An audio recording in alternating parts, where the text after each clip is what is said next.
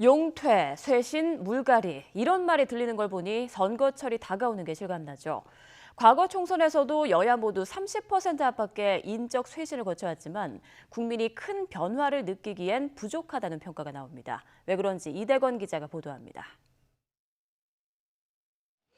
지난 2000년 16대 총선을 한마디로 정리하면 바꿔였습니다. 야당이었던 한나라당이 먼저 치고 나갔습니다. 당시 이회창 한나라당 총재는 TK 맹주이자 킹메이커로 불리는 김윤환, 그리고 이기택, YS계인 신상호 전 의원에게 공천을 주지 않았습니다. 정말 이해찬을 위해서 그랬으면 몇 번 나한테 정치인 약속을 저버렸나.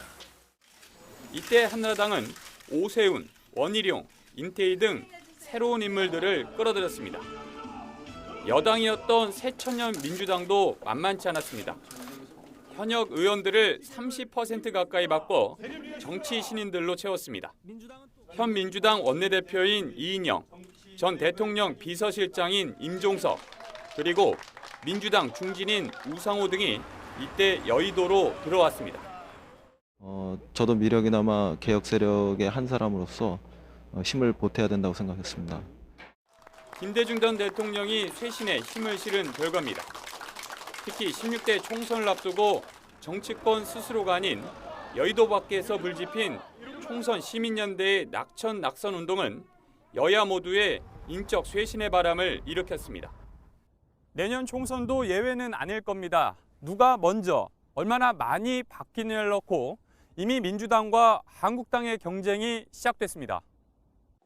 민주당에서는 이철희, 박용진, 금태섭 의원 등이 인적 쇄신을 먼저 주장하고 나섰고, 한국당은 친박계를 중심으로 3선 이상 중진들의 험지 출마론, 그러니까 사실상의 용퇴를 공식적으로 제기했습니다.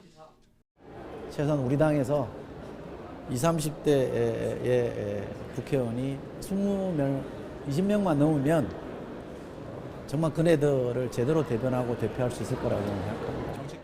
영남권, 서울 강남 3구 등 3선 이상 선배 의원님들께서는 정치에서 용퇴를 하시든가 당의 결정에 따라 수도권 험지에서 출마해 주시기 바랍니다. 두 당 모두 아직은 분부를 떼는 수준입니다.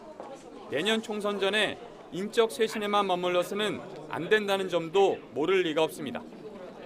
민주당은 조국 사태를 극복할 공정가치 실현 공약을, 한국당은 보수통합이라는 선결과제를 얼마나 실현하느냐에 달려있다고도 볼 수 있습니다. 결국 각각 30%대인 고정 지지층을 넘어 중도층을 얼마나 끌어들이냐에 달린 겁니다. 앞서 설명해드린 2000년 16대 총선 결과는 여소야대였습니다. 당시 여당인 민주당의 인적 쇄신폭이 더 컸지만 선거는 인물만 바꾼다고 다 되는 게 아니라는 점을 보여주고 있습니다.